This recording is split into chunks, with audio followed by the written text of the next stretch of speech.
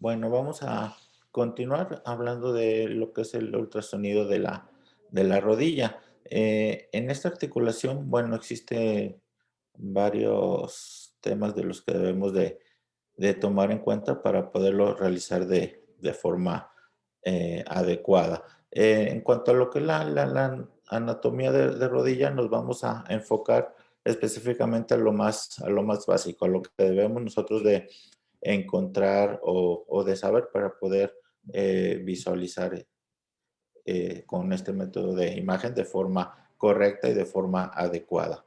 Bueno, sabemos que la rodilla es la más grande de las articulaciones del cuerpo. Está conformada por dos compartimentos articulares, que son la articulación femorotibial, tanto del lado externo como del lado interno, como la articulación femoropatelar.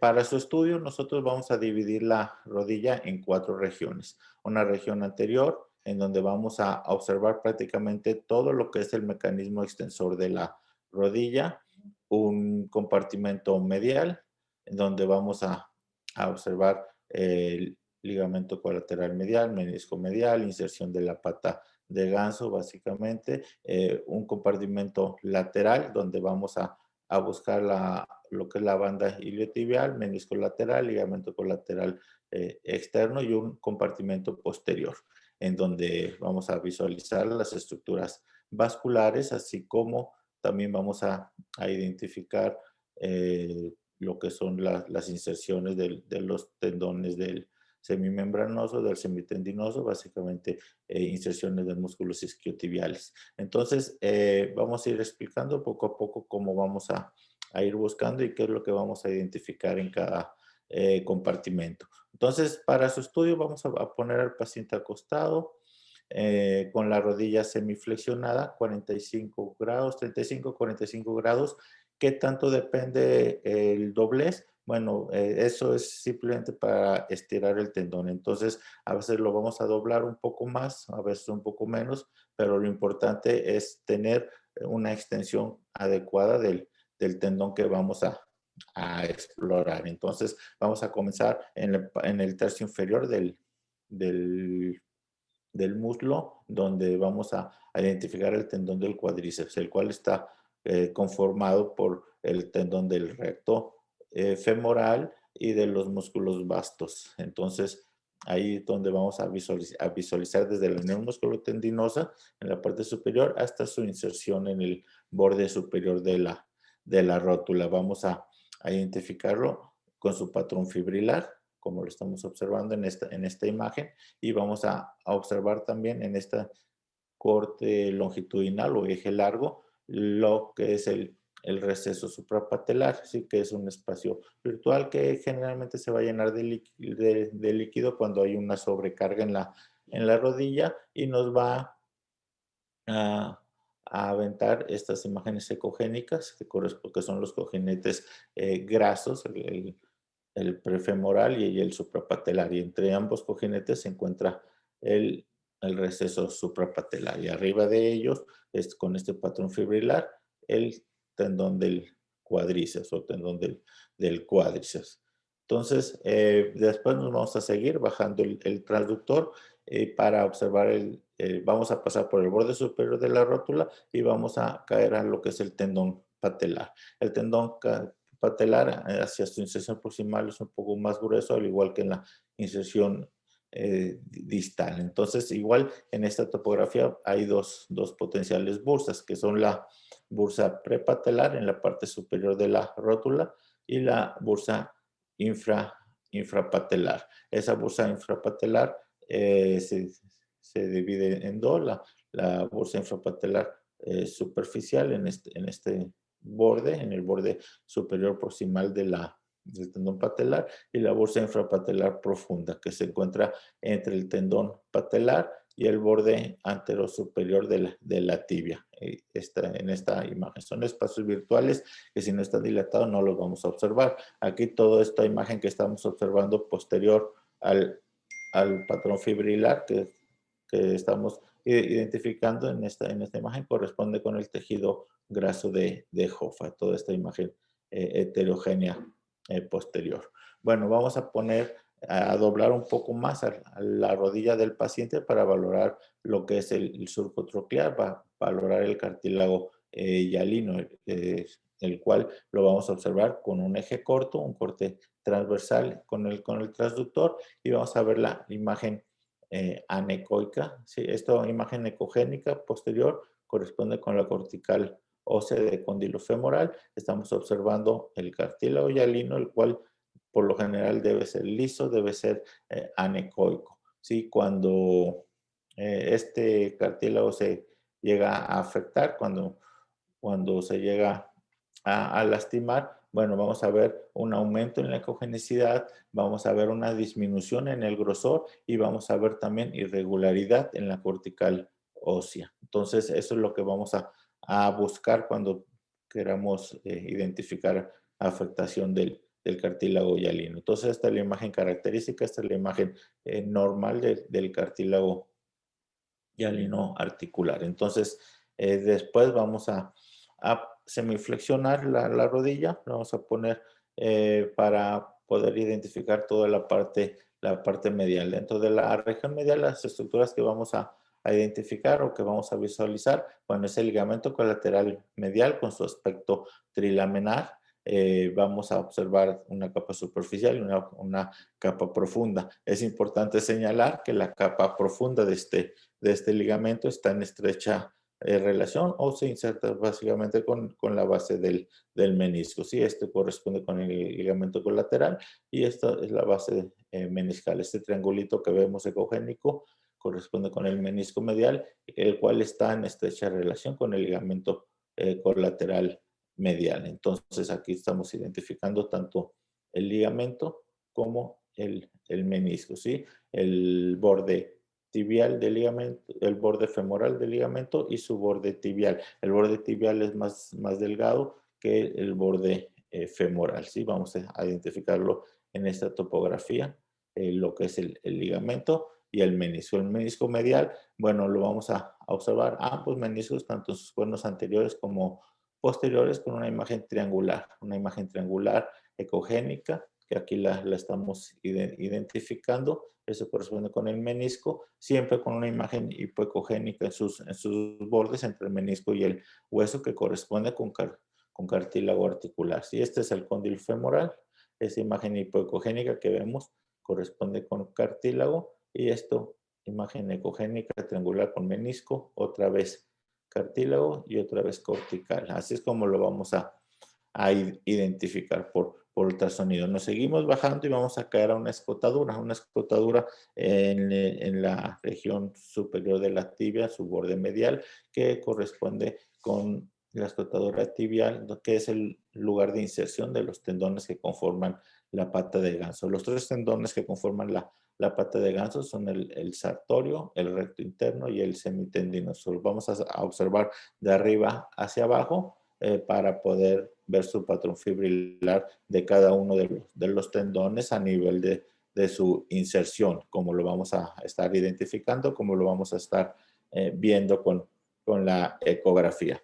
Bueno, después nos vamos a ir a la parte externa donde vamos a identificar en la parte tibial lo que es la inserción de la banda iliotibial. Esta banda iliotibial yendo de arriba hacia abajo de las estructuras laterales, bueno, vamos a identificar esta banda, la cual se va a engrosar a nivel de su inserción en la tibia, corre por la parte anterior del tendón popliteo y se va a insertar en el tubérculo de Yerdi. Podemos identificar una pequeña bursa entre la banda y el cóndilo femoral en la parte proximal, que es una bursa que nos va a dar muchos problemas en pacientes que se dedican a correr, al alto rendimiento, básquetbol, porque esa bursa se nos va a estar dilatando, se nos puede dilatar si no tiene una fuerza correcta a nivel muscular,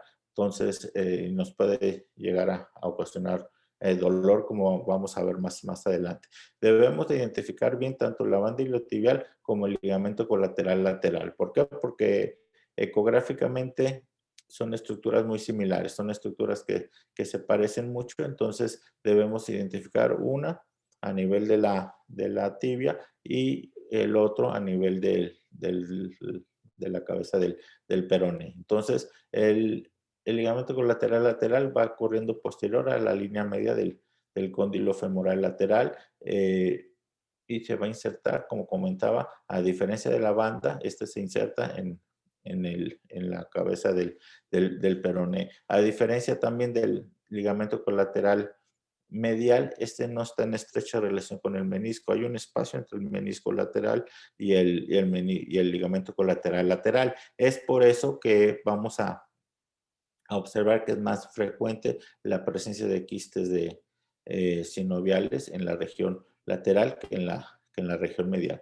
Ahora, es un ligamento que es más fuerte que el ligamento colateral medial. Esto debido a que a nivel de su inserción distal comparte fibras con la inserción del tendón del bíceps femoral en la región lateral, entonces lo hace que sea más fuerte. Entonces, debemos de identificar, hacer una exploración en B, en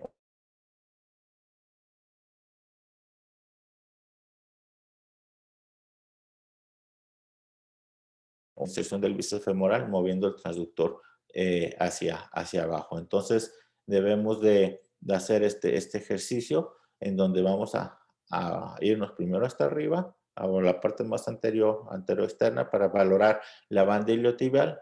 Luego, un poco más posteriormente, vamos a localizar el ligamento colateral lateral y vamos a mover el transductor oblicuamente para valorar la inserción del tendón del bíceps femoral. Entonces, es como vamos a valorar toda esta región externa. Bueno, con respecto a los meniscos, el gol estándar es la resonancia magnética, como todos sabemos.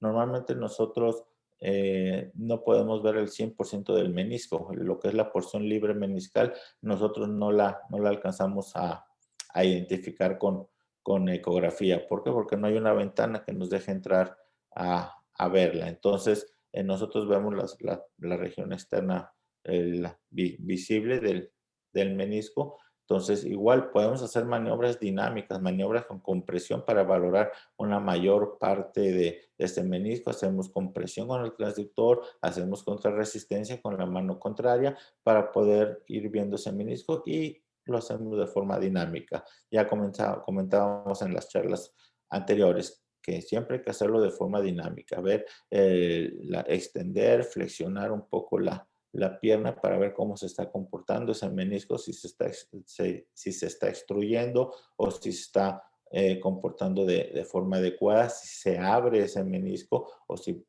permanece su patrón triangular característico. Entonces, la función del menisco, bueno, es proteger el cartílago articular y amortiguar las cargas o el peso en el movimiento. Entonces, nosotros lo vamos a valorar en la parte externa. Esto es lo que nosotros vemos del menisco. Esta parte de aquí más o menos es el 70-80%. Esta es la parte que nosotros vemos. Entonces, lo que nosotros vemos por ecografía del menisco es la parte vascular, ¿sí? Entonces, si nosotros vemos una ruptura del menisco, bueno, eso son meniscos que por lo general se pueden reparar.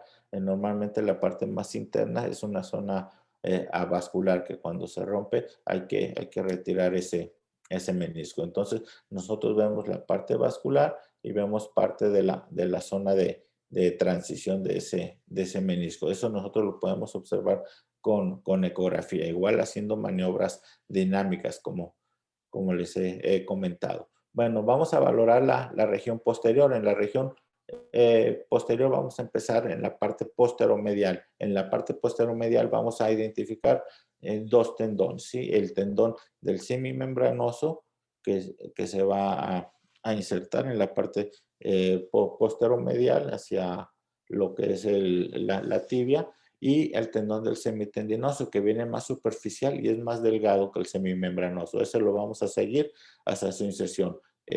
¿Dónde es su inserción? Ya lo comentamos hace rato, a nivel de la escotadura tibial a nivel de la inserción de los tendones de la pata de ganso. Es parte de estos tendones, el semitendinoso. Entonces, eso lo vamos a identificar en su corte longitudinal. Aquí estamos observando tendón del semimembranoso y como por arriba el semitendinoso se va a seguir.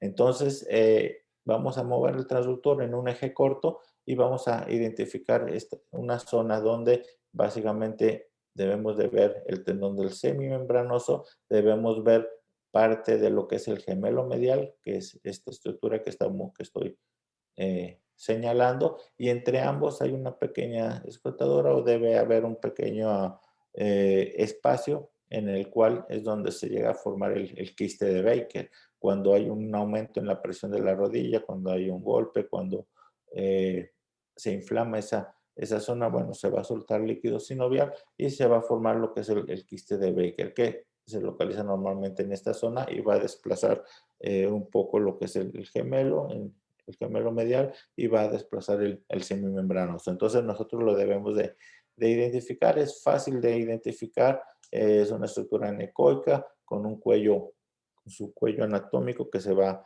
metiendo hacia lo que es la articulación. Entonces lo debemos de visualizar de forma sencilla con el ultrasonido. Bueno,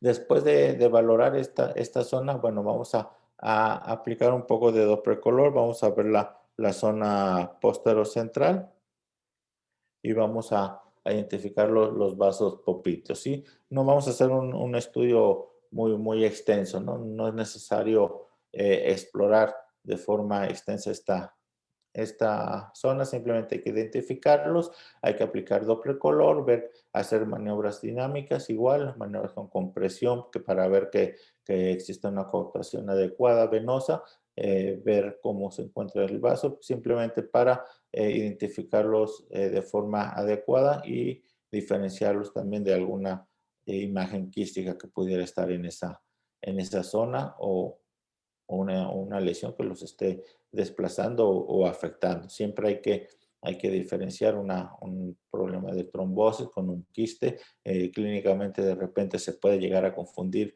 uno de otro. Un quiste complicado también nos llega a dar dolor muy similar al que nos llega a dar una trombosis. Entonces debemos de hacer estas maniobras, ver estas imágenes para nosotros descartar una u otra de estas dos patologías. Vamos a poner en longitudinal y ligeramente oblicuo, adyacente, perdón, a lo que es las estructuras vasculares y un poco más profunda para poder valorar lo que es la inserción tibial del ligamento cruzado posterior. Normalmente este ligamento se inserta en la meseta tibial posterior, lo vamos a ver hipoecogénico de forma acentuada. ¿Por qué? Porque es una estructura anisotrópica. Ya Hugo nos estuvo hablando, yo también hace rato estuvimos hablando de lo que es la anisotropía. Entonces, al no estar completamente perpendicular al transductor, bueno, vamos a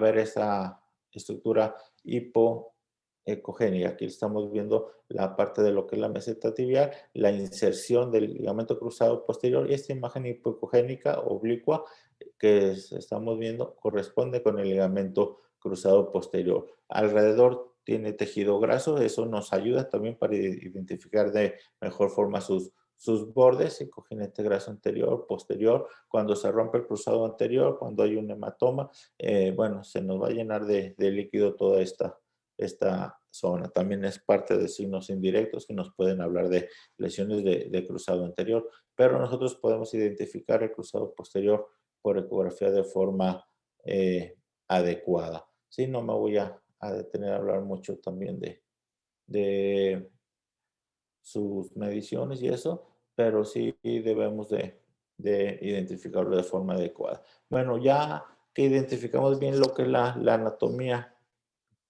por ecografía que podemos o que nosotros observamos, vamos a ver la patología más frecuente. Dentro de la patología más frecuente que nosotros nos encontramos en la rodilla, bueno, lo más común que vamos a encontrar en una rodilla con problemas es la dilatación del receso suprapatelar. Normalmente una bursitis del receso suprapatelar, bueno, nos habla de que hay un problema en la rodilla. Es un signo muy inespecífico también, desde porque simplemente nos habla de que hay una sobrecarga, de que esa rodilla no está funcionando de forma adecuada. Pero una sobrecarga te la puede dar desde un entrenamiento, desde caminar de forma muy continua, correr, nos puede dar una dilatación, una fiebre, una temperatura, nos puede dar fiebre, nos puede dar dilatación o incluso hasta cosas mucho más graves, ¿no? Una ruptura de cruzado, una ruptura meniscal nos va a dar dilatación del receso, incluso hasta lesiones ocupantes de espacio. Entonces, simplemente es una estructura que nos va a avisar de que hay un problema en la rodilla. Normalmente se nos dilata todo el receso suprapatelar, se nos puede dilatar los hacia ambos retináculos, topografía retropatelar, infrapatelar, también nos puede dar algo de líquido. Entonces, nosotros la vamos a observar por ecografía. Sí, es importante señalar también que debemos ver cómo, no es simplemente identificar que hay líquido o no, sino ver también sus características.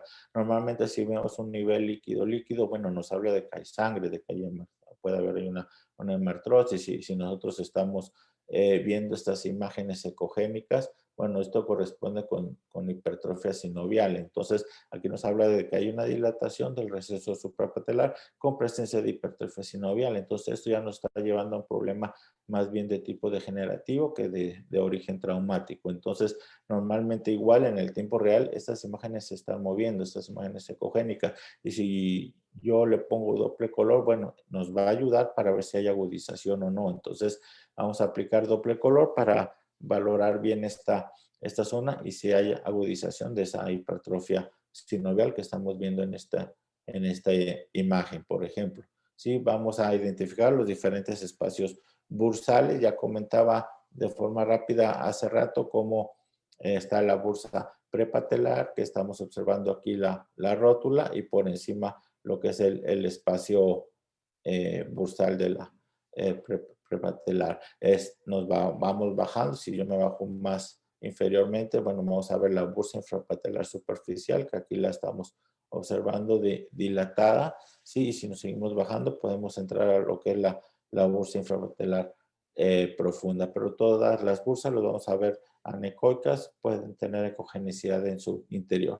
Bueno, dentro de las estructuras tendinosas vamos a ver dentro de las patologías más comunes o más frecuentes es la tendinosis patelar. ¿Sí? Nosotros por ecografía vamos a ver un edema de ese tendón. Ya hablábamos también hace rato. ¿Cómo se ve una tendinosis? Bueno, vamos a ver disminución en la ecogenicidad, pérdida del patrón fibrilar, un patrón micronodular difuso, un engrosamiento fusiforme de ese tendón.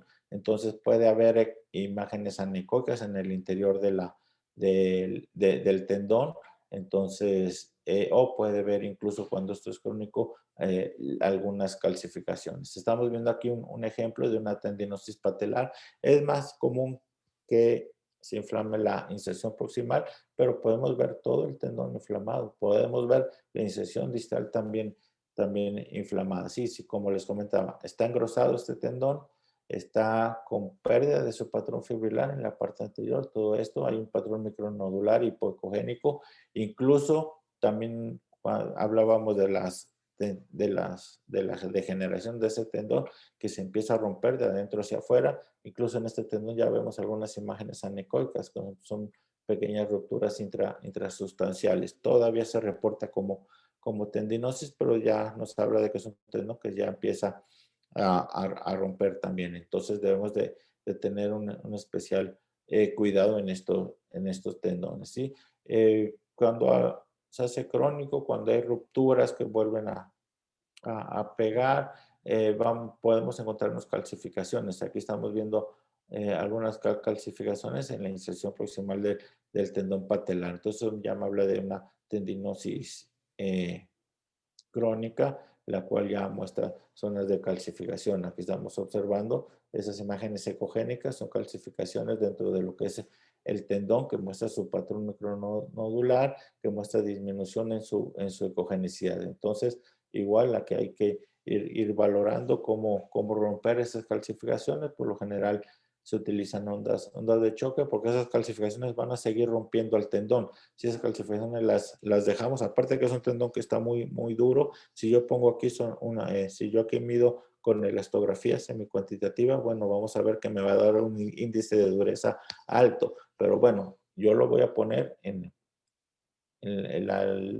esta zona. Si yo la pongo acá, obvio, sé que eso me va a dar que me va a dar un aumento en el índice de dureza, pero quiero ver cómo está el resto del tendón, si hay una fibrosis en toda esta parte del tendón o simplemente en esta zona. ¿Por qué?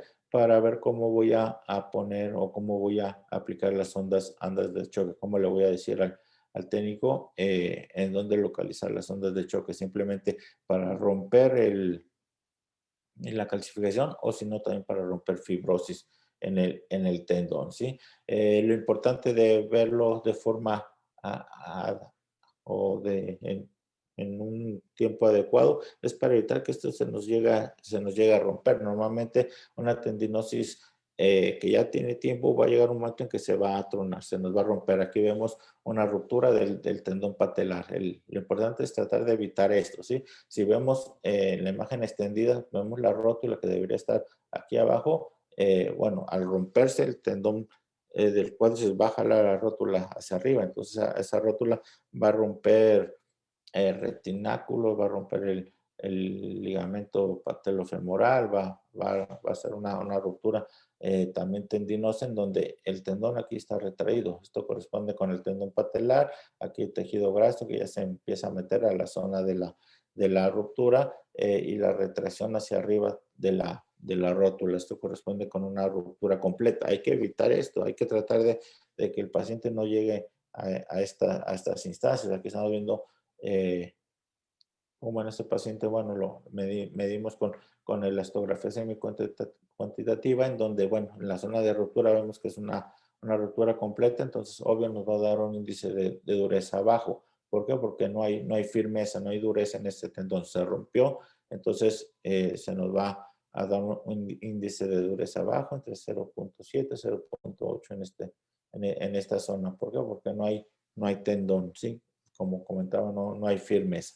Entonces, vamos a valorar también los ligamentos colaterales, que son los que nosotros vemos de forma adecuada. Normalmente cuando se inflama un ligamento, bueno, por lo general es por un movimiento forzado en valgo, vamos a ver engrosamiento del ligamento, por lo general o más frecuentemente es en el segmento femoral, aunque a veces se afectan ambos. Entonces, igual que en el tendón, aquí estamos identificando cómo hay un engrosamiento, una disminución en la ecogenicidad y pérdida de lo que es el patrón fibrilar, ¿sí?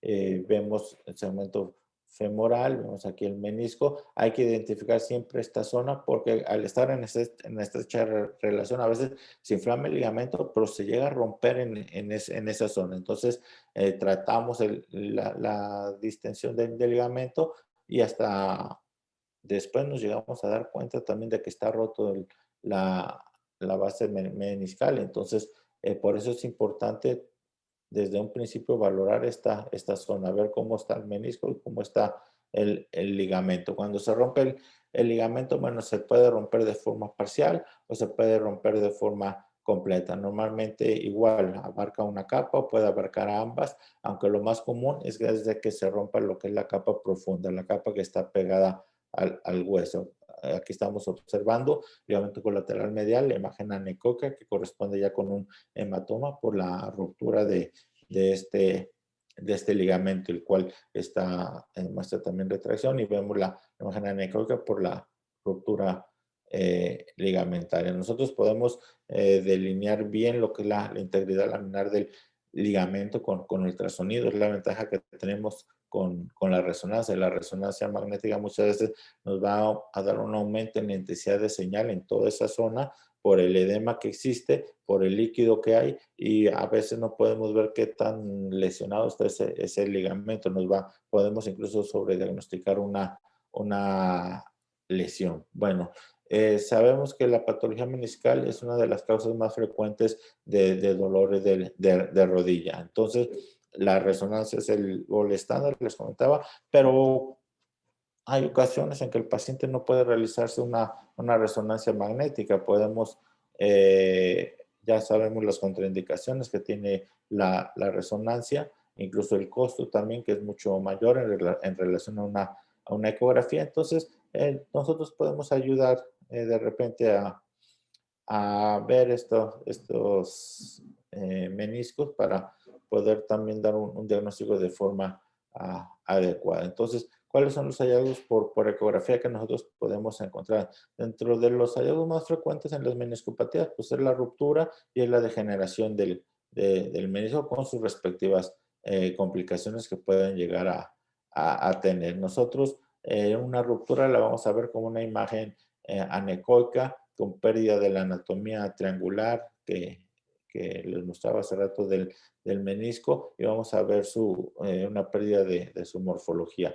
Entonces, normalmente los procesos degenerativos, por lo general son las lesiones intrasustanciales, en donde nosotros vamos a ver pérdida en la ecogenicidad o irregularidad en el interior del menisco, son las lesiones de tipo 1, tipo 2, y también podemos ver ya las lesiones francas cuando ya llegan hacia el borde, ¿sí? Que son las más comunes, las que vamos a observar, eh, las más significativas. Nosotros las podemos ver cómo se pierde la anatomía característica. No siempre la degeneración se acompaña de ruptura. Podemos hablar de meniscopatía difusa sin hablar necesariamente de ruptura meniscal. Aquí vemos algunos ejemplos de degeneraciones intrasustanciales en el menisco, en donde estamos observando el, el triángulo ecogénico y con áreas hipoecogénicas en su interior. Sí vemos como hay aparte que está un poquito ya extruido, pero vemos como hay hipocogenicidad difusa en este menisco. Entonces, estas son lesiones de grado 1, grado 2 o tipo 1, perdón, tipo 2 en el menisco, que podemos verlas por ultrasonidos, ¿sí? Aquí estamos observando una lesión de tipo 1 en donde vamos a ver el triángulo ecogénico, ¿sí? Y en el interior el menisco, y vemos la hipocogenicidad. Sí, son zonas que se ven como cambios en la intensidad de señal en la resonancia. Bueno, nosotros lo vemos también por ecografía, no siempre nos va a dar sintomatología, pero a veces son como hallazgos, pero los podemos ver por ultrasonido. Los de segundo grado, los cuales son más grandes, son ya rupturas un poco más visibles, las podemos ver bien también por ecografía. Son lesiones que todavía están de la, dentro del menisco, ¿sí? Todavía no llegan hacia los bordes, pero esto ya nos puede dar molestia, esto ya nos da sintomatología. Ya cuando llega hacia el borde, ya cuando parte el menisco, bueno, vamos a verlo muy claramente cómo viene la imagen anecoica, ¿sí? Dentro de lo que es la morfología triangular de este menisco, ¿sí? Normalmente hay fracturas longitudinales, verticales. Hay unas que nosotros no vemos por ecografía. Estas que son en la porción libre, estas nosotros no la vamos a ver por ultrasonido, ¿sí? Estas son de la porción libre, que nosotros no vamos a identificar, ¿sí? Nosotros lo vemos en esa parte, sí la vemos, pero esto nosotros no lo vemos por ecografía. Bueno, cuando se rompe un menisco, por lo general les contaba hace rato, la parte externa es donde vamos a ver más frecuentemente la presencia de quistes meniscales, que se van a observar como una imagen anecoica, anecoica sobre la base del menisco. Aquí vemos un ejemplo en donde está la zona de la ruptura del menisco y la imagen anecoica que corresponde con el quiste. Ahí le estamos identificando de forma adecuada. También el ligamento colateral externo se nos llega a inflamar, así como el medial, veíamos hace rato, el ligamento colateral externo también. Vamos, aunque es menos frecuente porque ya les comentaba, es una inserción común con el tendón del bíceps, pero las vamos a identificar también. Aquí vemos la hipoecogenicidad, la pérdida del patrón fibrilar de este ligamento. Entonces, esta es un esguince moderado de segundo grado de ligamento colateral lateral en todo su trayecto. Igual, hacemos las maniobras, como comentaba, en V para valorar también el tendón del bíceps. Es muy común que se nos rompa en pacientes de alto rendimiento cuando se rompe el tendón del bíceps o el músculo bíceps. Por lo general es, vamos a hablar más adelante de eso, de las lesiones musculares. El lugar más frecuente donde se van a romper es en las uniones musculotendinosas. Entonces, vamos a ver cómo se rompe ese músculo y cómo se retrae lo que es el tendón. ¿Sí? Aquí estamos observando una imagen de la ruptura a nivel de la unión musculotendinosa del bíceps femoral. Igual con elastografía vemos cómo en el color vemos predomina el rojo, que me habla de que existe falta de tensión, ¿sí? Lo más duro es lo azul, ya lo hemos mencionado. Y aquí estamos observando cómo está dominando el rojo porque no hay una tensión adecuada. Si uno hace medición con sonolazo, bueno, vemos como el índice de dureza está bajo. Como esta imagen ecogénica ya es tejido cicatrizal, ya está eh, no es reciente este desgarro. Este desgarro ya tiene por lo menos 15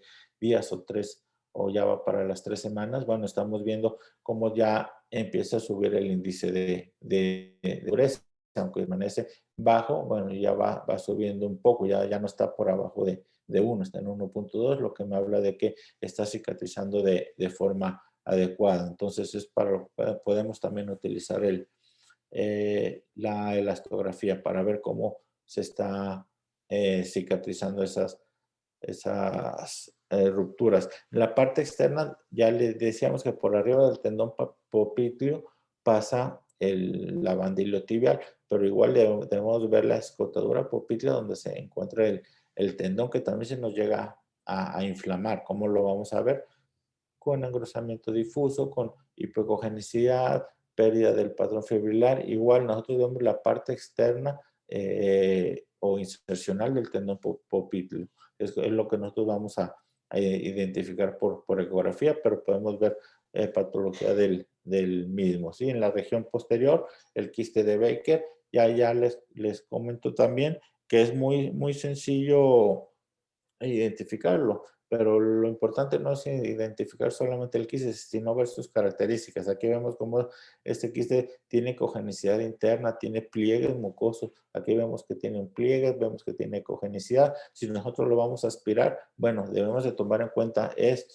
Sí, por eso es importante hacerlo de forma guiada por ecografía. Si yo quiero aspirar este quiste guiado por ecografía y pongo la aguja en esta zona, bueno, voy a aspirar esta parte nada más, pero voy a dejar esta parte interna. Entonces hay que aspirar arriba, hay que romper o pasar a través también del pliegue para ver, aspirar la parte interna. Entonces ver cómo están los bordes, ver qué estructura se está afectando de forma adyacente. Si aquí vemos un quiste de Baker, el cual aparte estamos viendo cómo está complicado, tiene sangre en su interior, en ese caso en particular, y vemos cómo está desplazando estructuras vasculares. Entonces, igual, aquí hay que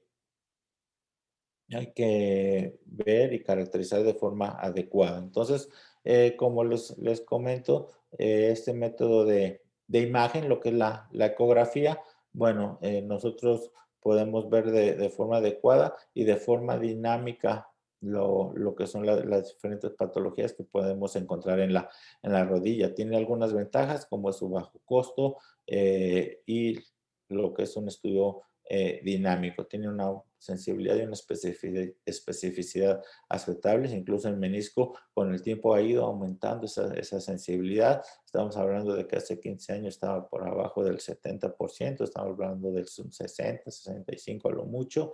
Actualmente estamos arriba del 80% en lo que 85% en lo que es sensibilidad, especificidad. ¿Por qué? Porque han llegado mejor resolución en los equipos, ha ido avanzando tecnológicamente, hemos ido tomando también experiencia, sabemos las limitaciones que tenemos también, entonces eso ha ido aumentando la utilidad que tiene la ecografía, específicamente en esta articulación. Muchas gracias.